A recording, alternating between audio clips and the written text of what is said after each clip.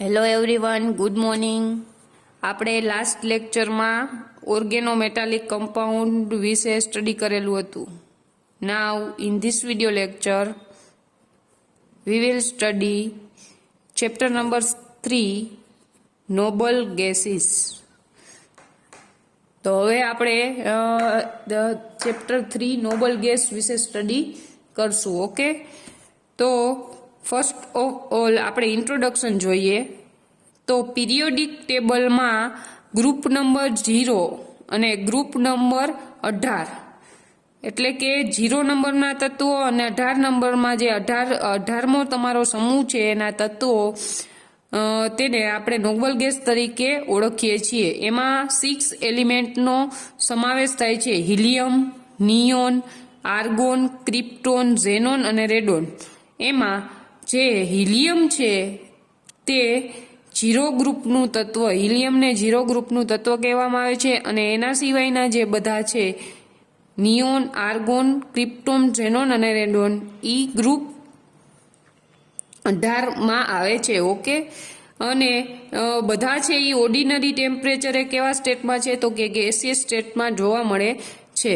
Electronic configuration એની શું છે તો કે NS2NP6. પછી આપણે હમણાં બધાની ઇલેક્ટ્રોનિક કન્ફિગ્યુરેશન જોઈએ. આ જે છ એલિમેન્ટ છે તેની ઇલેક્ટ્રોનિક કન્ફિગ્યુરેશન જોઈએ.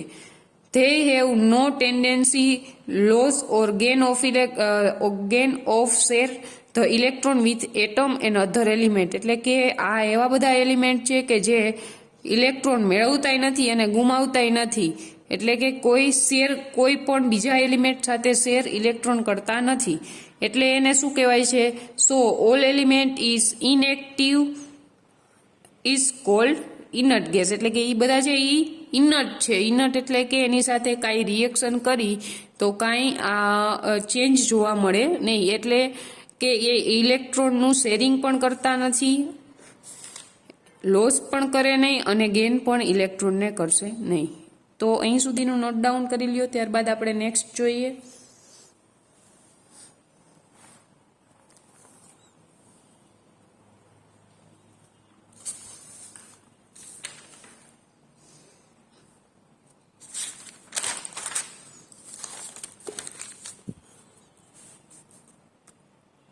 ત્યારબાદ નેક્સ્ટ આપણે એની ઇલેક્ટ્રોનિક કન્ફિગ્યુરેશન જોઈએ. એટલે કે આ જેટલા એલિમેન્ટ છે 6 એલિમેન્ટ કે જેને નોબલ ગેસ તરીકે ઓળખવામાં આવે છે તો તેની ઇલેક્ટ્રોનિક કન્ફિગ્યુરેશન જોઈએ.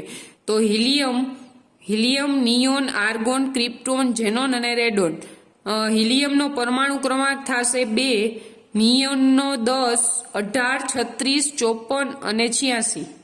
2 પછી 2માં 8 એડ કરવાના, 8, 18 અને 32. ઓકે, એ રીતના એડ કરવાના તમારે થશે. એટલે તમારે પરમાણુ ક્રમાંક આ 1 યાદ રાખો એટલે એના ઉપરથી બધું તમને યાદ રહી જશે. ઓકે, પછી શું છે તો કે અહીંયા તે તત્વોની સંજ્ઞા દર્શાવેલી છે: helium, neon, argon, krypton, xenon અને રેડોન. હવે એની ઇલેક્ટ્રોનિક કન્ફિગ્યુરેશન છે એ કેવી છે તો કે NS2NP6 બરોબર 1s2. હિલિયમની છે એ કેટલી છે તો કે 1s2 છે. હવે નિયોનની લખો એટલે હિલિયમ તો આવશે, એના ઉપરાંત શું થશે તો કે NS2માં તમારે 2s2 અને 2p6 થશે. નેક્સ્ટ છે આર્ગોન. તો આર્ગોનમાં નિયોનનો તો સમાવેશ થશે, ઉપરાંત કઈ ઓર્બિટલ હશે તો કે 3s2 and 3p6. ક્રિપ્ટોનની શું થશે? Argon 3d10, 4s2, 4p6. ઝેડોનની કઈ રીતના થશે? Krypton 4d10, 5s2 and 5p6. અને છેલ્લું છે રેડોન. એની શું થશે? Xenon 4f14, 5d10, 6s2 and 6p6 બરોબર. આ તમારે છે ઇલેક્ટ્રોનિક કન્ફિગ્યુરેશન તમારે યાદ રાખવાની થશે. બરોબર, તમે પરમાણુ ક્રમાંકની મદદથી તમે ઇઝીલી છે ઇલેક્ટ્રોનિક કન્ફિગ્યુરેશન લખી શકશો. ઓકે, તો અહીં સુધીનું નોટ ડાઉન કરી લ્યો. ત્યારબાદ આપણે નેક્સ્ટ જોઈએ.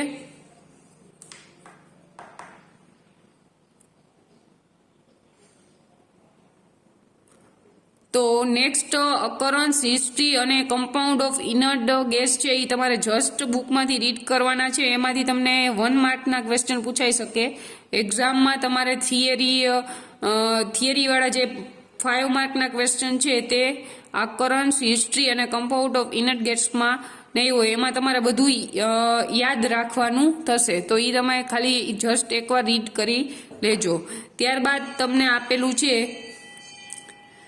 ઝેનોન F2 વિશે આપેલું છે. ઝેનોન F2 છે એ કઈ રીતના બને, એની ઇલેક્ટ્રોનિક કન્ફિગ્યુરેશન કઈ રીતના છે અને એની જુદી જુદી કઈ રીતના રિએક્શન કરી જે ઝેનોન F2 ની આપણે જુદી જુદી રીતના રિએક્શન કરીને આપણે શું મળશે એ આપણે જોશું. તો ફર્સ્ટ ઓફ ઓલ આપણે પ્રિપરેશન ઓફ ઝેનોન F2 ની જોશું. બરોબર, તો તમારે ઝેનોન લઈ લેવાનું અને એની સાથે F2 રિએક્ટ કરવાનું. તો તમને શું મળશે? તો કે ઝેનોન F2 મળશે.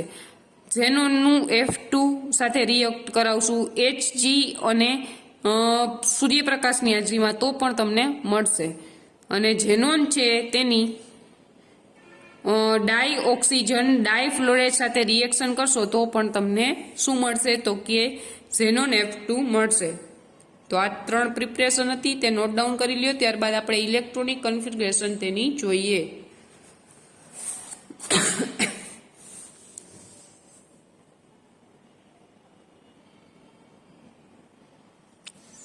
ઓકે, નેક્સ્ટ છે કે ભાઈ સ્પેક્ટ્રા ડેટા ઉપરથી એનું સ્ટ્રક્ચરનું એનાલિસિસ કર્યું તો ઝેનોન F2 નો સ્ટ્રક્ચર કેવું મળ્યું? તો કે લિનિયર મળ્યું. હવે આપણે નેક્સ્ટ જોઈએ કે કઈ રીતના ઇલેક્ટ્રોનિક કન્ફિગ્યુરેશન, એનું હાઇબ્રિડાઇઝેશન શું છે, એનો સ્ટ્રક્ચરનો શેપ શું છે.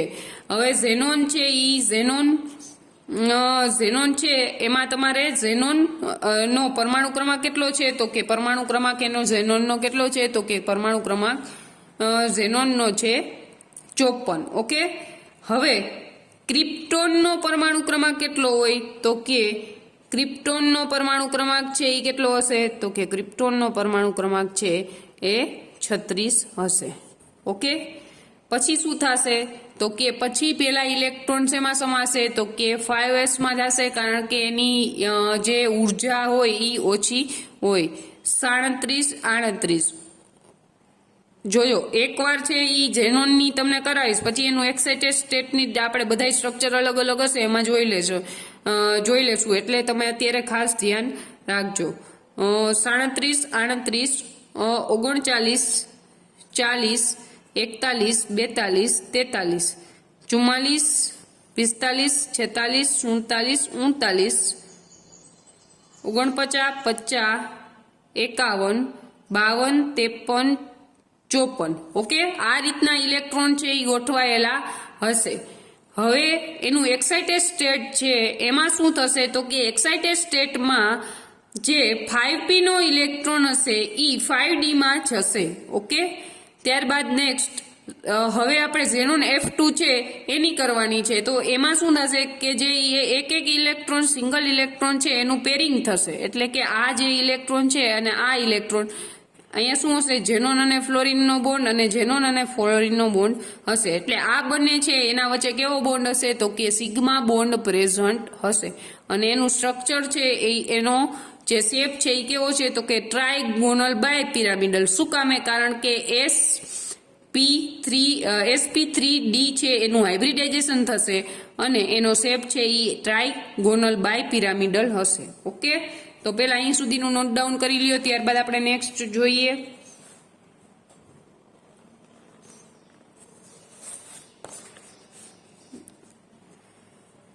ઓકે, હવે જો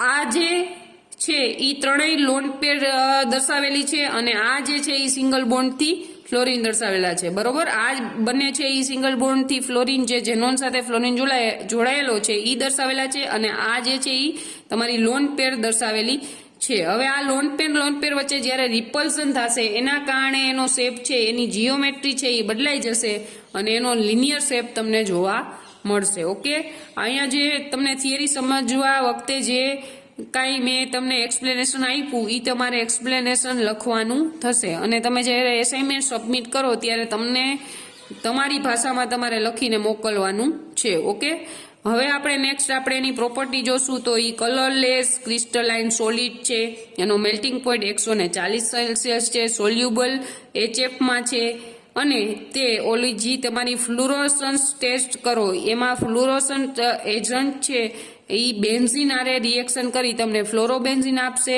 અને પાવરફુલ ઓક્સિડાઇઝિંગ એજન્ટ છે. આ બધી વસ્તુ તમારે યાદ રાખવાની થશે.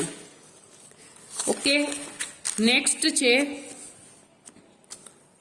છે કે ભાઈ ઝેનોન F2 છે એ રિએક્શન કરી H2 સાથે રિએક્શન કરી ઝેનોન આપશે અને 2HF રિમૂવ કરશે. એ જ રીતના ઝેનોન F2 છે એ H2O સાથે રિએક્શન કરી ઝેનોન HF અને O2 છૂટું પાડશે. એ જ રીતના ઝેનોન F2 છે એ I2 સાથે રિએક્શન કરી ઝેનોન છે એ આપશે અને બાકીનું છૂટું પાડશે. એ જ રીતના તમારે આ રિએક્શન છે, આ બધી રિએક્શન પણ તમારે યાદ રાખવાની થશે. ઓકે, હવે નેક્સ્ટ છે ઝેનોન F4. તો ઝેનોન F4 ને તમારે બનાવવું હોય તો ઝેનોનની તમારે 2F2 સાથે રિએક્શન કરવાની થશે. તમારે પછી એનું ટેમ્પરેચર છે એ કેટલું ગોઠવવાનું તો કે 400 સેલ્સિયસ 5 થી 6 એટમોસ્ફિયર અને નિકલની ટ્યુબમાં તમે રાખશો એટલે તમને ઝેનોન F4 છે એ મળશે. હવે એ સ્ટ્રક્ચર છે એ કઈ રીતના હોય તો ઝેનોનની તો આપણે રિએક્શન જોયેલી જ છે કે ઝેનોનની આપણે ઇલેક્ટ્રોનિક કન્ફિગ્યુરેશન જોયેલી જ છે. હવે એનું એક્સાઇટેડ સ્ટેટમાં શું થશે કે 5p ના 2 ઇલેક્ટ્રોન છે એ 5d માં ટ્રાન્સફર થશે અને એની સાથે શું કરશે તો કે આ જેટલા ટ્રાન્સફર થયેલા છે એમાં ઝેનોન F એના વચ્ચે સિગ્મા બોન્ડનું ફોર્મેશન થશે અને આ જે છે બે ઈ તમારી લોન પેર સ્વરૂપે તમને સ્ટ્રક્ચરમાં જોવા મળશે અને તેનું હાઇબ્રિડાઇઝેશન થશે sp3d2. તો આ છે તમારું sp3d2 હાઇબ્રિડાઇઝેશન કે ઝેનોન ફ્લોરિન વચ્ચે 4 સિગ્મા બોન્ડ બન્યા, આ લોન પેર બન્યું અને એનું જે સ્ટ્રક્ચર મળ્યું એ તમને કયું મળ્યું તો કે સ્ટ્રક્ચર જે મળેલું છે એ તમને ઓક્ટાહાઇડ્રલ સ્ટ્રક્ચર છે તે તમને મળશે. ઓકે, ઓક્ટાહાઇડ્રલ સ્ટ્રક્ચર તમને મળશે. હવે છે કે અહીંયા જે લોન પેર છે એના વચ્ચે એનું રિપલ્ઝનના કારણે એની જીઓમેટ્રી છે એ બદલશે. તો જીઓમેટ્રી બદલીને એની જે જીઓમેટ્રી રિપલ્સનના કારણે ડિસ્ટ્રોય થશે એના કારણે એનો શેપ છે એ સ્ક્વેર પ્લાનર જીઓમેટ્રી એની મળશે. ઓકે, નેક્સ્ટ છે પ્રોપર્ટી. તો પ્રોપર્ટી છે કે ઝેનોન F4 છે એ કલરલેસ ક્રિસ્ટલાઇન સોલિડ છે, એનું મેલ્ટિંગ પોઈન્ટ છે એ કેટલું છે તો કે 117 સેલ્સિયસ છે, સોલ્યુબલ HF માં થાય છે. હવે ઝેનોન F4 છે એ H2 સાથે રિએક્શન કરીને ઝેનોન આપશે. એ જ રીતના તે BaCl2 સાથે રિએક્શન કરીને પણ ઝેનોન આપશે, H2O સાથે રિએક્શન કરીને પણ ઝેનોન આપશે. તે જ રીતના TaF5 સાથે રિએક્શન કરીને પણ એ કંઈક અલગ કોમ્પ્લેક્સ ફોર્મ કરશે. Hd મેટલ સાથે ઝેનોન આપશે, PT સાથે આપશે અને આમાં છે એ કોમ્પ્લેક્સ ફોર્મેશન થશે. આમાંથી આ બધી જ રિએક્શન તમારે યાદ રાખવી કમ્પલસરી નહીં, કોઈ પણ 4 રિએક્શન છે એ તમારે યાદ રાખવાની થશે. ઓકે, તો અહીં સુધીનું નોટ ડાઉન કરી લ્યો, ત્યારબાદ આપણે નેક્સ્ટ જોઈએ.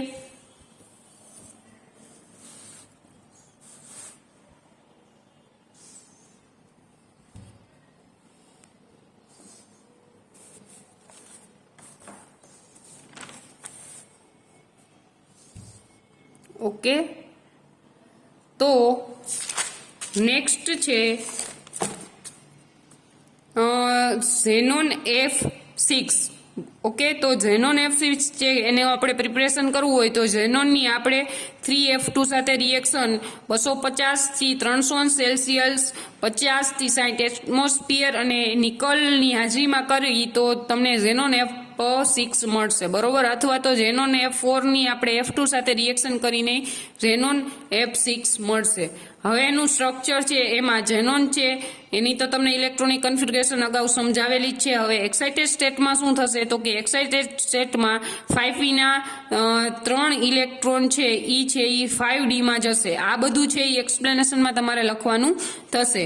હવે ઝેનોન F4 છે તો સિંગલ ઇલેક્ટ્રોન છે એના ગોઠવાઈ જશે એટલે એનું હાઇબ્રિડાઇઝેશન શું થશે sp3d2 હાઇબ્રિડાઇઝેશન થશે. આમાં ઝેનોન અને F સાથેના કેટલા બોન્ડ તો કે 6 બોન્ડ બન્યા 1 2 3 4 5 6 અને એક છે એની લોન પેર એટલે એનો થશે પેન્ટાગોનલ બાયપિરામિડલ. એનું શું થશે હાઇબ્રિડાઇઝેશન થશે. પણ આ 1 લોન પેર છે એના રિપલ્ઝનના કારણે તેની જીઓમેટ્રી ચેન્જ થઈને તમને ઓક્ટાહાઇડ્રલ સ્ટ્રક્ચર મળશે. ઓકે, આમાં કાંઈ તમારે યાદ રાખવાનું નથી, કાંઈ તમારે ગોખવાનું જ નથી, ખાલી તમને આવડવું જોઈએ કે ભાઈ આ રીતના ઇલેક્ટ્રોનને ગોઠવવાના છે. તો તમને જો શેપ અને હાઇબ્રિડાઇઝેશનમાં ખબર પડશે તો તમે ઇઝીલી ક્વેશ્ચન છે એ તમે લખી શકશો. ઓકે, અહીં સુધીનું નોટ ડાઉન કરી લ્યો. ત્યારબાદ આપણે નેક્સ્ટ જોઈએ.